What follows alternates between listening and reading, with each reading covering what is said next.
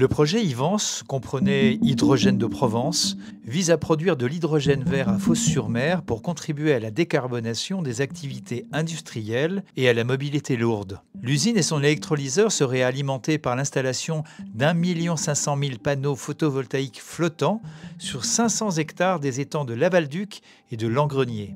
Ce projet ultra polémique de construction d'une usine d'hydrogène est porté par l'entreprise Géocel qui exploite les 2 étangs pour permettre du stockage d'hydrocarbures.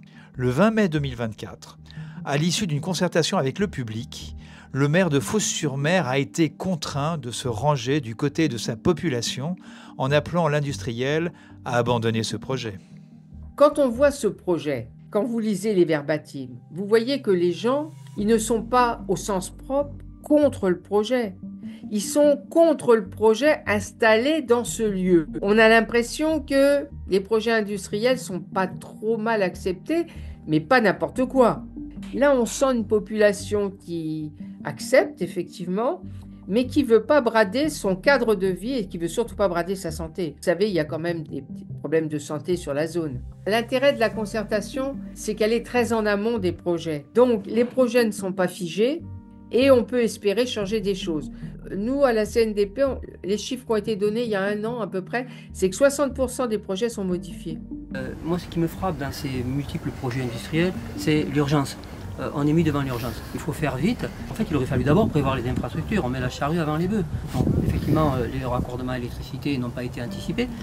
Mais certaines personnes utilisent ces projets pour justifier la construction de routes et d'autoroutes, et notamment ici, derrière nous, là, à travers ces étangs, à travers ce site sur lequel Géocel a renoncé à installer ces panneaux photovoltaïques, eh bien, il y a un projet, une des variantes de la liaison Salon-Fos, un viaduc 2 fois 2 voies avec 40 000 véhicules par jour qui traverserait ce site.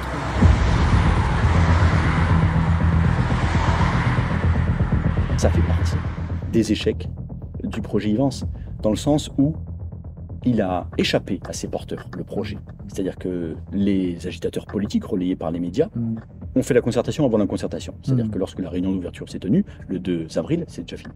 En leur disant, avant la concertation, ça va être très compliqué, pour plein de raisons.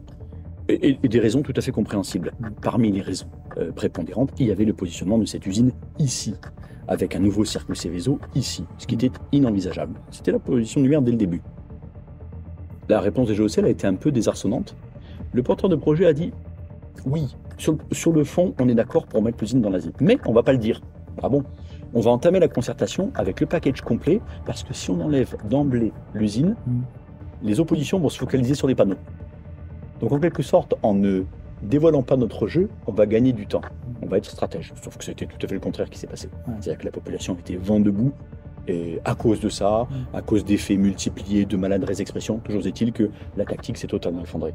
Comment imaginer laisser un industriel s'installer dans une des seules parties encore accessibles à la population? Il y a beaucoup d'endroits qui sont encore naturels autour de chez nous, mais on n'y a pas accès. L'accro est interdite. La plupart des endroits où on pourrait se promener sont interdits à la population. Dans la ZIP de Fos, il y a plein d'endroits verts, mais c'est interdit à la population. On ne peut pas s'y promener, on n'a pas envie d'y aller. On est en plein site industriel. Donc il ne reste que cet endroit-là. C'est-à-dire que Raimondi a choisi de donner toutes les chances au projet d'aller au-devant de la population. Il trouvait, et c'est logique, que le projet était intéressant parce que circulaire, le seul 100% vert en réalité de tous ceux qui nous sont présentés, est directement vert. Sauf que à l'est de la ville, c'était pas possible. C'était pas possible parce que la ville a déjà sacrifié son ouest dans les proportions que je vous décrivais. On n'allait pas en plus mettre un site un petit peu compliqué à l'est, fût-ce sans usine. Raimondi, sans en parler à la population, sans consulter son conseil municipal, a envoyé un courrier à la métropole, demandant à la métropole de modifier le plus spécifiquement pour permettre l'implantation du projet Ivance sur les étangs de Langrenier et de Lavalduc, plus le plan d'Arin. Et René Raimondi, face aux décisions des décideurs autour de lui, a décidé à la fin de remettre en question le projet Ivance, et c'est tant mieux. Nous, ce qu'on attend de tout le monde, c'est que chacun réfléchisse aux situations. Donc on n'a aucun a priori contre un tel ou un tel. Ce qu'on veut, c'est La discussion, c'est grâce à la discussion et à la concertation qu'on peut avancer et voir des choses qu'on n'avait pas vues auparavant. Pour nous, d'abord, la première des choses, c'est que c'est la plus grande étendue flottante de panneaux solaires qui eût été mise en place en France. Il n'y avait pas une autre étendue comme celle-ci. 500 hectares, c'est énorme. C'est énorme. Encore une fois, 500 hectares d'utilisation avec des étangs qui en font grosso modo 470, et sur la partie terrestre, n'avoir que moins de 1000 mètres carrés occupés par des pompes et 100 mètres carrés de bâtiments, c'est pas une activité industrielle. Vouloir nous faire croire que il était capable de produire autant que leur utilisation et du coup être autonome en énergie, c'était nous tromper. Donc pendant toutes les périodes où il ne produit pas, eh bien il a besoin d'une électricité. Et c'est pour ça qu'il met en place une ligne aérienne ou souterraine, je ne me souviens plus exactement, de 225 000 volts. C'est pour pouvoir obtenir de l'énergie au moment où il n'en produit pas. Ou s'il utilise l'énergie dont tout le monde a besoin pendant la nuit et pendant l'hiver, c'est utiliser les ressources nationales pour son profit. Ils produisent dans des situations ou des moments où tout le monde produit. En été, là où il y a le maximum de soleil. Et c'est à ce moment-là qu'on n'a pas besoin d'électricité. C'est à ce moment-là où on se retrouve dans des situations où on a vendu à perte, on vend à des tarifs négatifs l'électricité, parce qu'on en a trop. Donc, ils ne sont pas autonomes, absolument pas. Ils trompent le monde quand ils disent qu'ils sont autonomes. Et donc, ça n'est pas du tout une production à base d'énergie verte.